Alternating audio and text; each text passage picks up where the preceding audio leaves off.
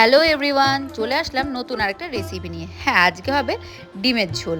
তো প্রথমেই সিদ্ধ করে নেওয়া ডিমগুলোর খোসাগুলো ছাড়িয়ে নিয়ে একটা থালার মধ্যে রেখে দিই। এরপর গরম জলের মধ্যে আলুগুলোকে সেদ্ধ করে নিলাম।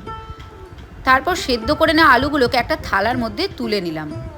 তুলে নিয়ে এবার সেদ্ধ করা আলুগুলোর খোসা ছাড়িয়ে নিলাম। এরপর খোসা ছাড়িয়ে নিয়ে সেগুলোকে আলাদা একটা থালার মধ্যে তুলে রাখলাম।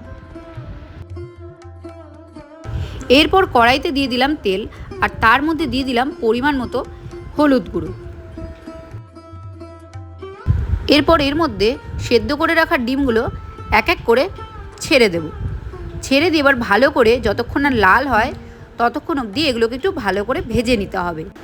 ডিমগুলোতে থেকে ভাজা হতে থাকুক। তো তোমাদের কার কার এরকম গোটা ডিম পছন্দ হয় আর কার কার অমলেট? আমার তো যদিও অমলেটই পছন্দ। এদিকে তো ডিমগুলো প্রায় লাল লাল হয়েই এসছে, প্রায় বলতে পারো ভাজা হয়েই গেছে। তো এবার এগুলোকে আলাদা একটা থালার মধ্যে তুলে নিলাম।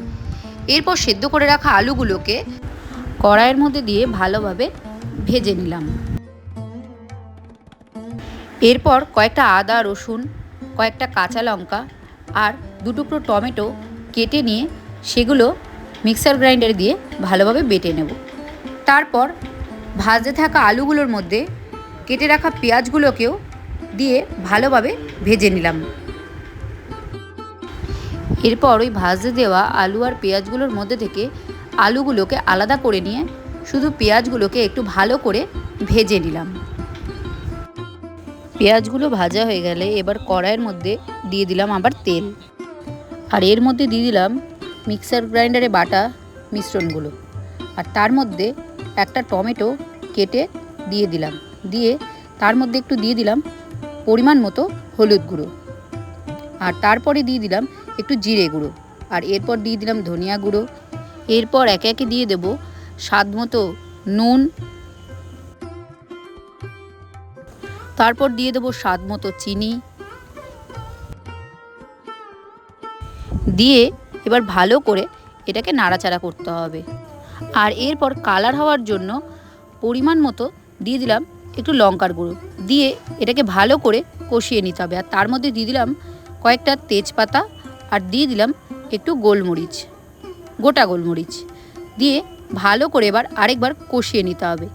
এরপর একে একে এর মধ্যে আলুগুলো দিয়ে নিতে হবে। আলুগুলোকে দিয়ে একদম ভালো করে কষিয়ে নিতে হবে।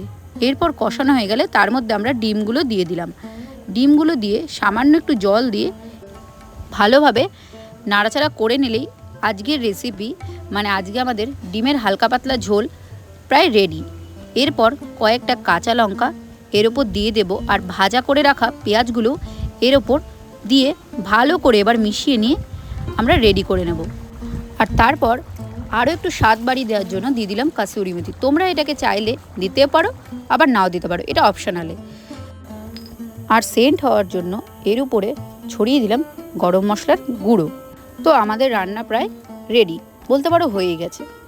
তো আজকের এই রেসিপিটা তোমরা কিন্তু বাড়িতে সবাই ট্রাই করো, আর ট্রাই করে কেমন লাগলো সেটাও কমেন্টে জানাতে ভুলো না। তো আবার দেখা হচ্ছে নতুন কোনো রান্নার রেসিপি নিয়ে। আর নতুন নতুন রান্নার রেসিপি পেতে আমার চ্যানেলটাকে অবশ্যই কিন্তু সাবস্ক্রাইব করতে হবে।